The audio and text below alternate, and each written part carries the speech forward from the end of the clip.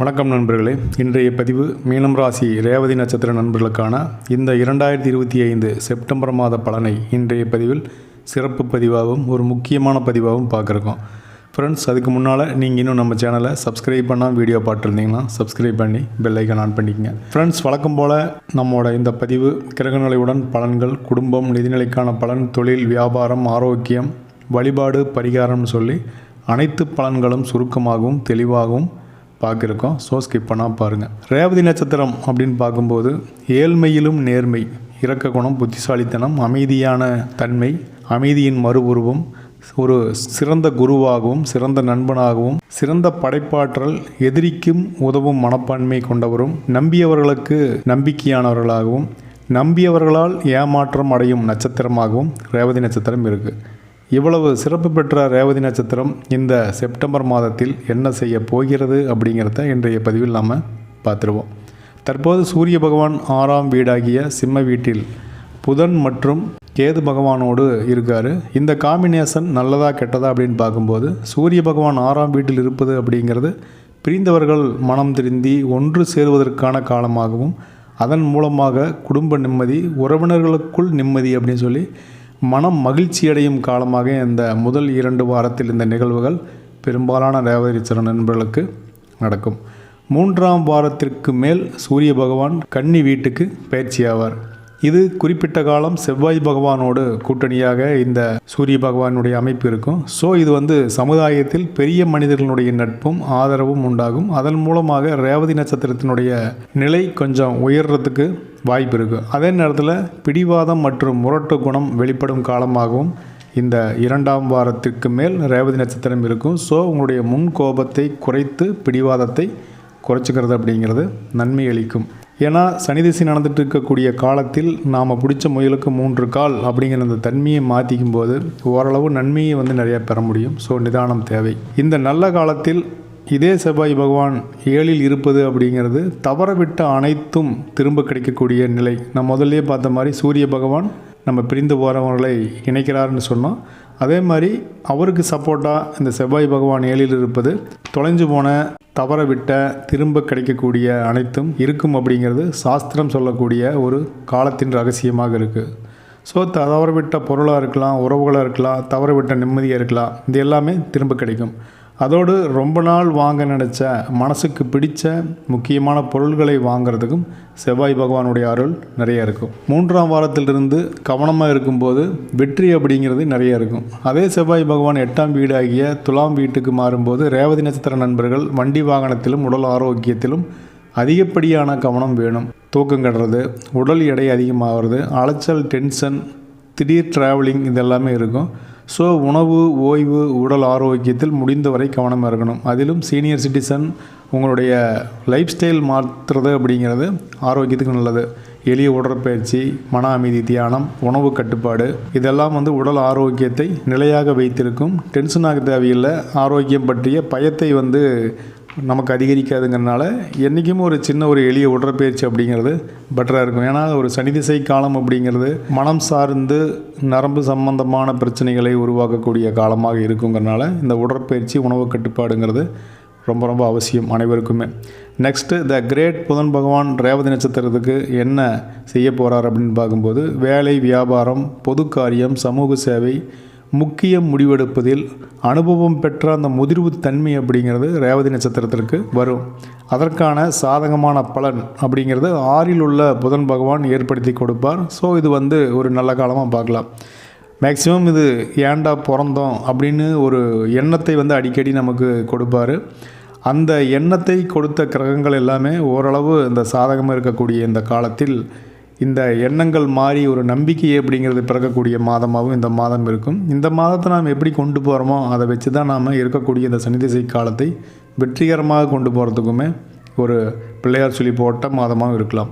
புதன் பகவான் 7ஆம் வீடாகிய கன்னி ராசிக்கு மாற்றம் பெறும்போது பூர்வீக சொத்தில் இருந்த பிரச்சனை தீர்ந்து வெற்றி கிடைப்பது. ஒரு கோர்ட்டு கேஸ்னு அலைஞ்சிட்டு இருக்கீங்க அப்படின்னா அது வந்து உங்களுக்கு சாதகமான ஒரு குட் நியூஸாக வருது.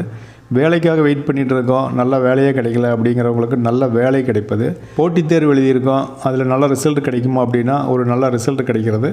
அதே மாதிரி வெளியூர் வெளிநாட்டில் சென்று படிப்பது, வெளியூர் வெளிநாடு பயணத்தில் வெற்றி லாபம் கிடைப்பது. இதே நேரத்தில் உடல் மனம் சார்ந்த பிரச்சனைகள் படிப்படியாக குறைவது எல்லாமே 7ஆம் இட புதன் பகவானால் ஒரு நல்ல காலமாக இந்த காலத்தை கண்டிப்பாக பார்க்க முடியும். இந்த மாதம் ரேவதி நட்சத்திர பெண்களுக்கான பலன் அப்படின்னு பார்க்கும்போது சுக்கிரன் 5இல் இருக்கும் காலம். புது வேலையில் நீங்கள் சேர்றது, பழைய மாமியார் சண்டை குடும்ப பிரச்சனைகள் தீர்ந்து குடும்ப மகிழ்ச்சிக்கு உங்களுடைய பங்கு அதிகமாகிறது. குழந்தைகளால் மகிழ்ச்சி அதிகமாவது, திருமணம் கைகூடுவது, குழந்தை பேர், ஆடை ஆபரண சேர்க்கை, அதே நேரத்தில் அடகு வைத்த நகையை சிறிதளவாவது மீட்பது, உறவினர்களுடைய வருகையால் மகிழ்ச்சியாவது, அப்பா சொத்து கைக்கு வருவது, அப்பாவுடைய பிஸ்னஸை நீங்கள் எடுத்து நடத்தக்கூடிய ஒரு வாய்ப்பு, அதே நேரத்தில் அந்த தொழிலை வழிகாட்டுதலுக்கான ஒரு வாய்ப்புங்கிறது உங்களுக்கு இருக்கும். முக்கியமாக வீண் விரயம் வந்து இந்த மாதம் குறையும், சேமிப்பு உயரும், பல நல்ல பலன்கள் இனி கிடைக்க ஆரம்பிக்கும். லாபமும் கிடைக்கல நஷ்டமும் கிடைக்கல அப்படிங்கிற அந்த சூழ்நிலையாவது உருவாகும். நல்ல பிஸ்னஸில் ஒரு முன்னேற்றம் தெரியல அப்படின்னாலுமே கையில் இருக்கிற காசு விரயமாகாது. ஸோ வாழ்த்துக்கள். அடுத்ததாக ரேவதி நட்சத்திர மாணவர்களை பொறுத்த வரைக்கும் குரு பகவானுடைய நிலை நாளில் இருக்கக்கூடிய அந்த நேரம் புத்திசாலித்தனமான ஞானம் புரிதல் படிப்பில் உருவாகும். தேவையற்ற அந்த நெகட்டிவ் தாட்ஸ் குறையும். படிப்பில் எதிர்காலம் பற்றிய இனம் புரியாத பயம் பதட்டம் குறையும். அதற்கான வழிகாட்டுதல் அப்படிங்கிறது உங்களுக்கு யார் மூலமாவது கிடைக்கும். குறிப்பாக ஆசிரியர்கள் பெற்றோர்கள் மூலமாக உங்களுக்கு கிடைக்கும்.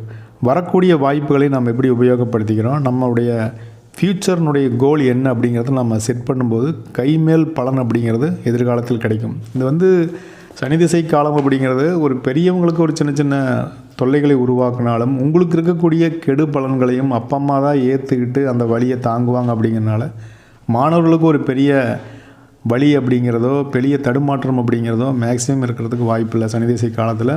ஸோ இந்த காலத்தை நீங்கள் உணர்ந்து அப்பா அம்மாவோட கஷ்டத்தை புரிந்து எதிர்காலத்தில் இருக்கக்கூடிய போட்டிகளினுடைய தன்மையை உணர்ந்து நீங்கள் படிக்கும்போது பெரிய வெற்றி அப்படிங்கிறது நமக்கு கிடைக்கும்.